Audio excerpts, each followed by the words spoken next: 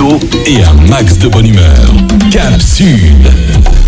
9h17, bienvenue dans Cap Sud et notamment dans notre rubrique Beau Comptage où j'ai le plaisir de recevoir aujourd'hui Monsieur Philippe Vos qui est directeur de l'usine d'Enel installée depuis plus d'un siècle au Gourmand. Donc on rappelle quand même que l'usine d'Enel est spécialisée dans la production de jus, de confitures et peut-être d'autres produits que nous allons découvrir aujourd'hui.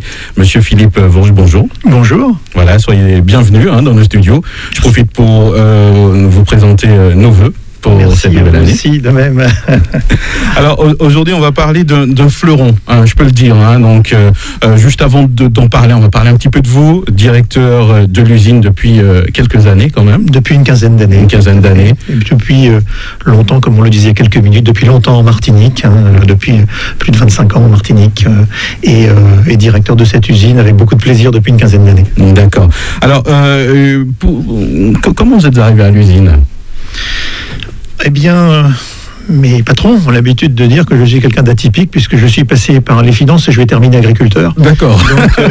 Donc je suis en fait rentré dans un groupe qui a en fait racheté cette usine qui était en difficulté. Donc il y a très longtemps puisque ça date de 1996. D'accord. Moi j'étais donc dans les services financiers de ce groupe. J'étais donc le contrôleur de gestion et il s'est trouvé que quelques années plus tard, le directeur de cette usine a pris sa retraite et qu'on m'a proposé d'aller poser mes valises du côté du Gros-Morne et que c'est avec beaucoup de plaisir que je suis allé là et que moi qui étais le contrôleur, je suis devenu le contrôlé aujourd'hui, mais avec beaucoup de plaisir pour diriger en fait cette entreprise. J'imagine, et si elle existe encore et qu'elle est encore là, c'est que ça a été mené de main de maître quand même. Bien écoutez, je pense que si elle existe encore, on est là devant une entreprise qui pour moi est une miraculée. C'est-à-dire que si je suis là devant vous aujourd'hui et je me pose souvent la question, je me dis ça fait depuis 170 ans que ça existe et en fait quand on repense à l'histoire de cette entreprise, on peut la mettre en parallèle avec l'histoire du monde et on peut se poser la question de savoir comment ça se fait qu'au bout de 170 ans, elle soit là. Parce que si on remonte, alors je vais faire peut-être un peu d'histoire mais rapidement, si on remonte à cette entreprise, le premier qui en parle, c'est Victor Schellcher. Victor Schellcher parle de l'habitation d'Enel en 1843. Donc on sait qu'en 1843, il y a quelque chose par là, vraisemblablement une habitation sucrière. La première carte de la Martinique, c'est Moreau du Temple, qu'il a fait René Moreau du Temple aux alentours de 1780. Elle n'existe pas. Donc on est quelque part né entre 1780 et 1843. Cette entreprise doit être une habitation sucrière. Pendant 30 ans, 40 ans, on va dire de 1850 jusqu'à 1900, c'est les hauts et les bas du sucre avec la concentration en fait du sucre sur des usines centrales à la Martinique. Et cette entreprise aurait dû cesser d'exister parce qu'elle n'était pas sur les bons axes. Elle était perdue au Gros-Morne. Et en fait, elle a trouvé sa survie à partir de 1900 dans la culture de l'ananas. L'ananas, où tout a démarré, c'était l'habitation d'Enel au Gros-Morne. Et là, au moment où ça démarre, vous avez la Première Guerre mondiale. La Première Guerre mondiale fait que vous n'avez plus d'hommes disponibles et ce sont des femmes qui vont commencer à travailler. On trouve les femmes pour travailler sur l'ananas. Et puis, la Première Guerre mondiale arrive. Après la Première Guerre mondiale, on commence à industrialiser un petit peu tout ça autour du Gros-Morne. Et ça commence à se développer. Et en 1930, les conserves d'ananas qui sont fabriquées au Gros-Morne représentent 10% de la consommation française d'ananas. Française d'ananas. Et on arrive à la Seconde Guerre mondiale. Et là, tout est bloqué. Et donc, l'entreprise, en fait, ne doit principalement sa survie à ce moment-là que parce qu'il y a des marins qui sont là, qui sont aussi bloqués, et elle va fournir du vin d'ananas aux militaires pendant qu'ils sont là. Et donc, après la Seconde Guerre mondiale, là, vous avez une très belle période de l'ananas. Le nom royal est apparu en 1932 à cause de la couronne de l'ananas. Le nom royal, il vient de là. Et vous avez en fait, à partir de la Seconde Guerre mondiale, durant les années 50, une période qui est assez extraordinaire pour l'ananas de Martinique, puisque les 3 conserveries que vous aviez avant la guerre, il y en a 11 qui se créent. Mais là encore, il y a de la concurrence. Et cette concurrence fait que ça part vers le Morne Rouge, où en fait, la mécanisation possible des exploitations agricoles rend la productivité des champs d'ananas beaucoup plus intéressante au Morne Rouge qu'au Gros-Morne. Et donc, on a survécu à cette concurrence interne entre on va dire la région nord et la région, on va dire Caraïbes, enfin pas Caraïbes, mais on va dire la région du Nord-Caraïbes et Nord-Atlantique, voilà, tout à fait. Et puis catastrophe dans les années 60, vous avez l'indépendance des pays africains qui ouvrent en fait le marché de la conserve d'ananas à tous ces pays-là, notamment la Côte d'Ivoire, qui font que les ananas des Antilles ne sont plus rentables. Et à ce moment-là, qu'est-ce que fait l'entreprise? Elle rechange encore de modèle économique et elle se dit, dans nos boîtes de conserve d'ananas, essayons de mettre du jus et de la confiture. Et donc, et essayons aussi de faire autre chose que de l'ananas. C'est à ce moment-là qu'on commence à faire de la goyave, tamarin, de la mangue, etc. Et ça va durer pendant 15 ans à peu près, où en fait, toutes les usines vont fermer les unes après les autres. Et là, il ne va plus en rester que deux. Il va rester d'un côté Royal au Gros-Morne et il va rester la Socomore au Morne-Rouge. Et en fait, la Socomore au Morne-Rouge aura mis sa marque, qui est la marque Montpellier. Vous aviez de côté Royal, qui avait sa marque, qui était Royal. Et à un moment, en fait, donc la Socomore décide de manière stratégique de dire on arrête de faire des jus et des confitures, mais on se concentre en fait sur la production de purée de fruits, de pulpe de fruits pour les industriels métropolitains. Et en fait, Royal, qui était en grande difficulté, parce que c'était très difficile, décide d'abandonner l'ananas. Et en fait, en étant racheté par un groupe qui est le groupe Antiglace, en fait, se retrouve au giron d'une entreprise qui va lui permettre de reprendre un peu du poil de la bête. Et en fait, à ce moment-là, il y a une nouvelle période qui s'ouvre, pendant laquelle, en fait, il va y avoir un regroupement d'un certain nombre de petites entreprises qui sont basées à la Martinique, qui vont toutes se concentrer au Gros-Morne. Ça va être Montpellier, quand la Socomore décide de se tourner vers l'ananas. Ça va être Dormois, à Petit-Bourg, qui faisait des confitures. Ça va être les confitures Aurore, qui étaient au Marin. Ça va être une entreprise qui s'appelle Produits Alimentaires, qui était elle aussi située à Ducos. Tout ça, ça se regroupe et ça devient le nouveau Denel. Et donc, en se regroupant, autour de la production de jus de fruits et la production de confitures, là vous avez un redémarrage qui se fait parce que c'est la même usine, hein, sauf que vous mettez plus de produits dans la même usine et donc là vous regagnez une rentabilité économique. Et à partir de ce moment-là, comme il y a suffisamment d'activité économique autour de la production de jus et de confitures, on va se dire ok, maintenant on va réaccélérer la production de pulpe de fruits. Parce qu'il faut bien nourrir la production plutôt que d'acheter des pulpes à l'extérieur. Et donc à ce moment-là, il va y avoir la construction à côté des ateliers de jus et de confiture, d'un atelier moderne de transformation de fruits, où là, avec le partenariat qu'on a avec des agriculteurs, on va arriver à passer de l'ordre de 200 tonnes de fruits à plus de 2000. C'est-à-dire qu'en une dizaine d'années, on va multiplier par 10 le volume de fruits qui sont acheter à des agriculteurs du coin. C'est quand même pas mal. Ça, c'est une belle performance. Et après, ce qui va se passer, c'est qu'on dit bon, ok, maintenant, il faut quand même continuer toujours à regarder à l'avenir. Et en fait, en regardant à l'avenir, on s'est dit, il y a aujourd'hui des sujets qui étaient peut-être pas aussi importants qu'ils le sont aujourd'hui, qui sont les sujets qui sont relatifs à l'environnement. C'est ça. Ouais. Et donc là, à partir de, on va dire, d'il y a 3-4 ans, on a commencé, nous, qui avons aussi un bout de patrimoine foncier autour de l'usine. C'est pas quelque chose qui a été forcément imposé, c'est une initiative qui vient de vous-même. Non, alors l'histoire est assez cocasse parce que c'est en fait les jeunes que l'on a embauchés qui sont arrivés avec une vision qui m'ont fait partager en me l'imposant parfois en disant ben oui, si on se met dans l'agriculture, il faut faire des choses propres. Comment peut-on faire pour recycler les déchets de fruits? Comment peut-on faire pour essayer d'utiliser l'eau, le soleil et le vent qu'on a à Denel? Et donc qui m'ont mis, moi qui suis un peu d'une, alors j'ai pas envie de dire, ça peut être un peu vieux, mais d'une génération qui n'était pas forcément sensibilisée à ça. Ça m'a bien sensibilisé. Et après, en fait, on s'est retrouvé avec des gens à l'intérieur de l'entreprise qui trouvaient du sens à ce que nous faisions et qui sont les premiers motivés pour faire en sorte que on fasse notre compost, que ce compost il rentre dans les champs bio qu'on a autour, ou les champs qui sont en haute valeur environnementale. On est en train d'étudier des projets autour du solaire, on est en train d'étudier des projets autour de l'hydraulique. Et en fait, cette notion de respect de l'environnement, et aujourd'hui, on va dire, le point important qui guide les futurs projets que l'on peut avoir au niveau de l'entreprise. Donc aujourd'hui, on va dire que très peu de déchets quand même.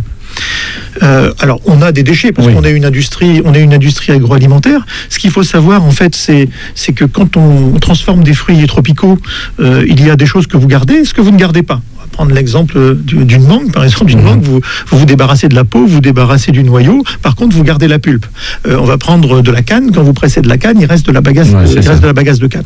Et donc en fait, ce qu'on fait, c'est que quand on transforme nos fruits tropicaux, on récupère ce qu'on doit récupérer, les purées de fruits. Des enfants qui viennent visiter l'usine me disent « Oh, ça ressemble à de la bouillie, ce que vous faites. » Mais vous avez besoin d'avoir quelque chose de liquide pour faire des jus et des confitures. Et le reste va dans une zone de compost. Donc ça c'est la première séparation. Ensuite, on a, nos jus, nos confitures passent par des tuyaux que l'on nettoie tous les jours. On nettoie, on rince les tuyaux. Chaque production, si vous voulez, fait l'objet d'un nettoyage complet de la ligne et d'un autre nettoyage en fin de cycle. Et là, par un système de tuyaux, on a une eau sale, on va dire, qui arrive dans des bassins, dans une zone de bassin d'épuration, dans laquelle, en fait, cette eau sale va être séparée en eau propre d'un côté et dans ce qu'on appelle une boue. Et cette boue qui est séchée va aller rejoindre le compost des déchets de fruits que l'on a. On fait pourrir ça pendant 5-6 mois. Après, on réinjecte ça dans les champs qui sont en bio ou en valeur environnementale. Et toute la partie eau traitée, elle repart soit en irrigation, soit dans la rivière, mais sous forme propre. Alors, on va parler des fruits maintenant, qui sont essentiellement de la Martinique pour la majorité. Alors, on a, en fait, j'ai coutume de dire, environ 65 à 70% en valeur de nos approvisionnements qui viennent de la Martinique. Alors, il y a des fruits qui, pour des raisons diverses, ne poussent pas à la Martinique, qui serait trop difficile à faire pousser. Je parle par exemple, le litchi, on n'a pas assez de différence de température, ou on va dire l'orange, il faudrait couvrir la Martinique d'orange si on avait besoin d'utiliser les oranges. Donc, en fait, on a aujourd'hui transformé 23 fruits tropicaux différents avec le cœur, on va dire le cœur de l'activité de l'usine, c'est la goyave, donc sur lequel, en fait, en 30 ans, on est arrivé à une autosuffisance. Alors, une autosuffisance jusqu'aux 2 dernières années, où on a eu les 2 cyclones qui nous ont impactés, et où on a dû réimporter un petit peu pour les autosuffisance uniquement pour le marché de la Caraïbe, ou encore le marché international? Pour le moment, c'est le marché de la Caraïbe. Il faut rester aussi un moment à la mesure de cette usine qui est quand même une petite usine. Mais à côté de la goyave, on fait de la banane pour la confiture, on fait de la carambole, on fait de la prune de Citer, on fait de l'ananas, bien évidemment. On a 23 fruits différents sur lesquels on travaille. Et en fait, l'idée, c'est véritablement de travailler en coopération avec des agriculteurs pour savoir si, entre nous, le prix auquel on peut vendre nos produits et eux, le prix auquel on peut leur acheter les fruits, tout le monde s'y retrouve. Est-ce que le consommateur, de toute façon, il a des prix dans sa tête au niveau d'une brique de jus ou d'un pot de confiture? Nous, il faut qu'on gagne un petit peu d'argent pour pouvoir faire continuer l'activité, et il faut que, pour gagner cet argent, qu'on achète à un prix qui soit raisonnable auprès des agriculteurs. Et le prix auquel on peut acheter auprès des agriculteurs doit permettre aussi de les faire vivre. Et parfois, il y a des fruits sur lesquels ça peut marcher, et d'autres sur lesquels il y a de grandes difficultés. Est-ce que ça marche? Alors, une question qu'on peut se poser. Comment règle-t-on, ça c'est, je parle à l'industrie elle-même, comment on règle les problèmes de saison? C'est vrai que souvent on se pose la question, il y a des fruits qu'on ne trouve pas en toute saison, et pourtant il y a des produits quand même. Alors, c'est un des gros problèmes, c'est-à-dire qu'il faut qu'on stocke. Ouais. Et en fait, ceux qui vont passer devant sur la RM4 au Gros Morne dans les 5, 6, 7 mois prochains, vont voir qu'on va faire des travaux sur donc un de nos entrepôts, qu'on va en fait transformer en chambre froide négative et positive, parce que ceux qui passent aujourd'hui voient des containers partout. Ces containers partout sont des containers de stockage, parce que on n'a pas assez de capacité de stockage pour l'ensemble des fruits que l'on transforme à la Martinique. Donc là, bien évidemment, vous avez des saisons. Alors, ce phénomène de saison a aussi induit le phénomène d'investissement dans des lignes polyvalentes. C'est-à-dire que ce qui a peut-être aussi créé des difficultés à la Socomore à un moment, c'était que le principal fruit, c'était l'ananas. Donc vous aviez une saison d'ananas, et puis après l'outil n'était plus occupé. Là, l'idée, en travaillant sur 23 fruits différents, c'est qu'on couvre quasiment toutes les saisons des fruits. Donc ça veut dire que on a les fruits quand ils mûrissent et quand on les amène à l'usine. Après, la production des jus et des confitures n'est pas du tout en phase avec l'approvisionnement en fruits. Ce qui veut donc dire qu'on a l'atelier de transformation de fruits qui produit les fruits transformés, qui va les stocker. Donc stocker soit sous forme congelée, soit sous forme stérile. Et en fait, quand on a besoin de fabriquer les jus et des confitures, on décongèle les pulpes que l'on remélange avec de l'eau et avec du sucre pour faire nos recettes. Et donc, plus en fait l'usine se développe, plus le besoin de stockage est important, parce que on peut pas en fait transformer les fruits, avoir la purée et l'utiliser immédiatement. C'est vrai. Et puis il y a aussi le problème climatique qui permettra aussi à l'entreprise de fonctionner aussi au cas où il y aura un problème aussi, je suppose. Voilà. Alors bien sûr. Aujourd'hui, si jamais on était complètement assujetti à l'arrivée des fruits, on ne pourrait pas faire tourner correctement l'usine. Parce que, je vais prendre un exemple très simple, il suffit qu'il y ait quelques jours de pluie Les agriculteurs peuvent pas aller dans les champs parce que tout est humide et ils sont courbes. Ils nous amènent pas de fruits. Ils attendent que ça fasse beau. Et au moment où ça fait beau, tous les fruits arrivent en même temps. Et donc, nous, on a besoin de faire tourner une usine de manière régulière. Donc, ces à-coups, en fait, sont anticipés au niveau de l'atelier de transformation de fruits. Et derrière, on a une production beaucoup plus fluide sur les jus et les confitures. Et on a décorrélé ça par le fait qu'on stocke. Alors, quels sont les projets? C'est vrai que là, vous avez développé la partie stockage. Est-ce que vous avez lancé de nouvelles productions? Alors, les projets, aujourd'hui, c'est plutôt d'aller... alors, même si c'est pas forcément encore à la mesure du développement qu'on connaît en métropole, c'est tous les produits de l'agriculture biologique. Donc nous on pense que, alors c'est une niche, mais qui est une niche qui est en devenir, et en fait on est en train d'essayer d'encourager le fait de pouvoir nous amener des produits issus de l'agriculture biologique martiniquais, et on est dans des projets de sortir, d'agrandir un peu nos gammes bio. Et bon, pour agrandir nos gammes bio, il faudrait qu'on ait une diversité de fruits un petit peu plus importante en termes de bio. Aujourd'hui, on a du nectar de goyave bio, et on a un cocktail de fruits qui est à base de gros API, bananes et goyave, mais qu'on a voulu... à partir de fruits de Martinique, demain, je peux faire un nectar d'orange bio, ça ne posera pas de problème, il suffit que j'achète du concentré d'orange bio qui vient de n'importe où. Ouais. Mais ça ne nous intéresse pas. L'idée, c'est vraiment d'aller vers ce type de produit. On travaille aussi sur une autre gamme qui est sur la gamme d'Ormois, sur des sauces. Donc on est en train de réfléchir à des produits un petit peu plus salés qui se différencient des produits que l'on peut être amené à faire sur les gammes un peu plus sucrées. On réfléchit aussi à des 100% fruits et à du bio. Je sais que vous vous intéressez un petit peu à d'autres secteurs, comme on a parlé tout à l'heure de l'économie d'énergie, on a parlé aussi du tourisme. Oui. On peut aussi visiter l'usine. Oui, alors ça c'est quelque chose qu'on a mis en place depuis le mois de juillet. En fait, depuis le mois de juillet, on s'est dit que un des meilleurs moyens de faire découvrir notre marque ou de faire découvrir nos produits, c'était en fait d'ouvrir le site. Parce que beaucoup de gens passent devant la route et se disent mais qu'est-ce qu'il y a derrière? Qu'est-ce que font ces gens-là? Ils doivent importer des pulpes d'un peu partout, faire de l'assemblage et puis sortir tout et n'importe quoi. Et en fait, on s'est dit, pour pouvoir accueillir des gens, déjà, il fallait qu'on ait un minimum de sécurité. Ensuite, il fallait qu'on ait quelque chose à montrer et qu'on ait quelque chose à montrer de manière cohérente.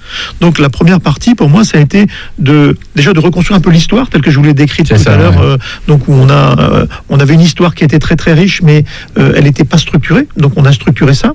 Après, ce qu'on a fait, c'est qu'on a aménagé les jardins, pour faire en sorte qu'on puisse se promener dans les jardins ou dans les champs, aller voir le fruit sur l'arbre. Et après, on amène le touriste ou le visiteur martiniquais, parce que actuellement, on a beaucoup de touristes, mais en début juillet-août, on avait beaucoup de Martiniquais dans l'usine pour voir en fait les jus et les confitures sortir. Et là, dans 90% des cas, j'ai des gens qui sortent et qui me disent je ne consommerai plus vos produits de la même manière maintenant que j'ai vu comment ça se passe. Et en fait, ça aussi permet un moment d'échange avec le client. Moi, je participe pas à toutes les visites, mais j'essaie d'être là et de discuter un petit peu avec les clients qui sont aussi des consommateurs pour avoir leur avis sur les produits. Et ça me donne des tonnes d'idées. Donc, ce qu'on a fait, c'est qu'on a au départ ouvert. Ensuite, on s'est mis sur Airbnb. On a parlé quelques jours là, Airbnb qui était là. Et en fait, on a aussi la chance d'avoir une ancienne villa qui est là depuis 1929, qui était, on va dire, qui était un peu délabré, qu'on a remis à niveau. Et on propose aussi maintenant aux touristes métropolitains de pouvoir, ou locaux, parce qu'il y a beaucoup de gens qui louent en local aussi, de venir au milieu un peu des champs d'ananas, de l'usine, et de profiter de cette villa qui marche très bien. Et alors, à titre d'anecdote, on avait la semaine dernière des visiteurs donc via Airbnb, donc qui venaient des États-Unis, avec une partie des gens qui s'exprimaient en farsi. Donc farsi, c'est des Iraniens. Ouais. Et donc je me suis dit, ça fait 15 ans que je suis à Denel, c'est la première fois que j'arrive à amener des gens au Gromande qui viennent parler du farsi au Gromande. Et ça, c'est un petit peu la magie aussi de s'ouvrir aux touristes et de voir comment en fait ils ont cette perception de ce que l'on fait. Et ça fait partie donc des projets sur lesquels on va continuer. Là, on a fait une première étape qui est en fait une étape de voir s'il y a un intérêt. On se rend compte que l'intérêt, il est très important, qu'à côté de, on va dire, des Remiers, qu'à côté des gens comme Balata, comme le jardin de l'Émeraude, à côté de gens qui font aussi des découvertes en ferme agro-tropicale, on a quelque chose d'assez intéressant à mener, et on est dans une zone qui pourrait paraître finalement un petit peu lointaine, alors qu'on est au centre de la Martinique. Est-ce qu'on peut imaginer que même au niveau des scolaires, que quelque chose peut s'organiser? On le fait déjà. On le fait déjà. Donc il faut prendre contact. Avec nous. Et j'ai une de mes collaboratrices qui s'occupe d'organiser les visites. On sait aussi que le domaine associatif vous intéresse aussi.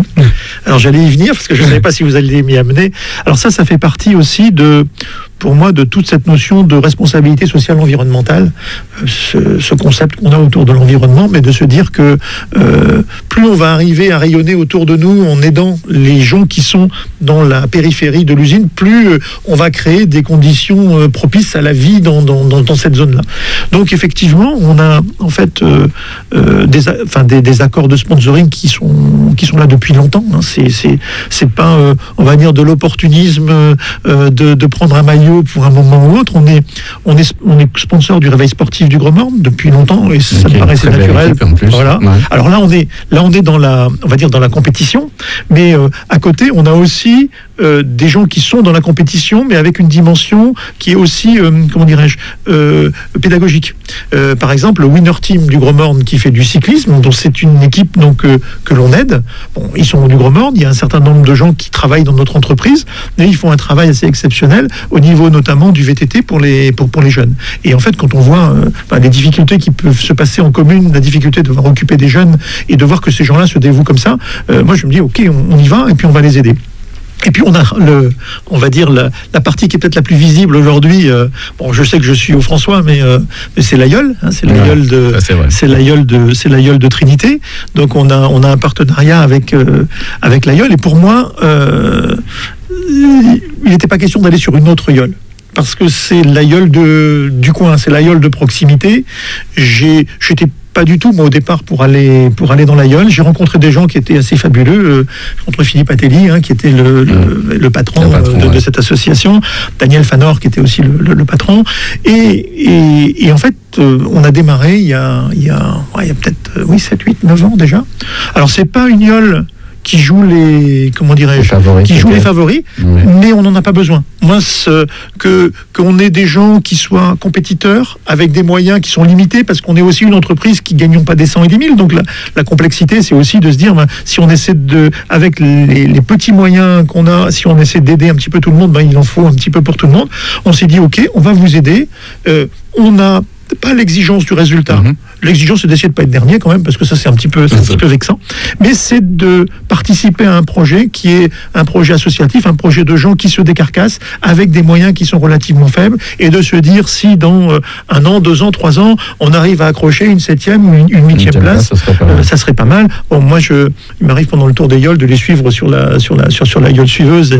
Et bon, le dernier tour, on n'a pas fait un très très bon résultat, mais on a eu 2 étapes sur lesquelles c'était assez formidable, et de voir que à 5, 6, 7 minutes de l'arrivée, notamment à Fort-de-France, on était 3e ou 4e, alors on a terminé 6e, 7e, mais ça fait plaisir quand on sait les moyens qu'ils ont, les difficultés qu'ils ont et l'implication qu'ils peuvent avoir pour créer du lien social autour de Trinité. Nous, on est à 5 minutes. Moi, des fois, je quitte l'usine, je vais sur la plage de l'autre bord, je vais discuter avec les gens qui sont là, et on crée du lien, on passe un bon moment, et l'engagement dans l'aïeul, il est plus lié au fait d'aider des associations qui sont à proximité plutôt que d'aller gagner le tour. Je sais qu'on ne gagnera jamais le tour. Alors, dernière question, est-ce que depuis que vous avez ouvert l'usine justement aux Martiniquais et aussi aux touristes, est-ce que vous avez l'impression qu'on s'approprie plus le produit, parce que c'est un produit martiniquais, on le rappelle encore.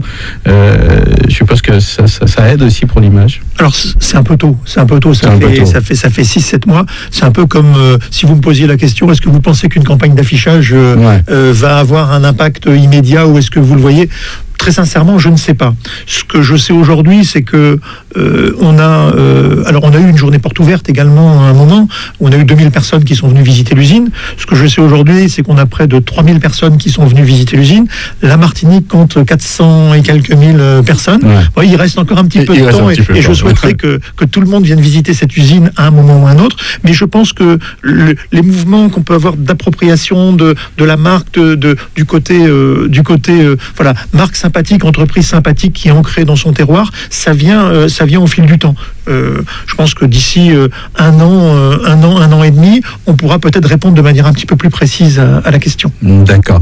Merci d'être venu nous parler donc de cette usine. On n'a pas parlé tellement des produits effectivement, mais on sait très bien qu'entre la confiture, les jus de fruits, est-ce qu'il y aura des nouveautés cette année? Je crois qu'on a dit quelques mots quand même. Alors vous allez avoir. On avait parlé.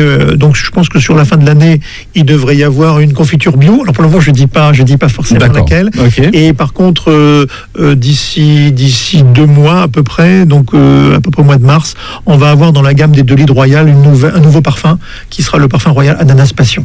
Donc qui va arriver. Mais d'accord, on a eu en avant-première peut-être déjà les certains produits qui vont arriver. Merci donc Monsieur Philippe Vosges d'être venu jusqu'à nous à Radio Sud-Est.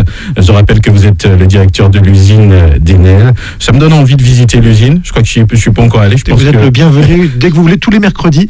Les visites sont 1 fois par semaine, tous les mercredis. Alors il y a une visite en français à partir de 9h et comme là on est en pleine période touristique, il y a une visite en anglais à partir de 11h. Ben voilà, une belle idée justement de visite en pleine campagne. Merci d'être venu jusqu'à nous et puis je vous souhaite une bonne continuation. Merci beaucoup. À bientôt.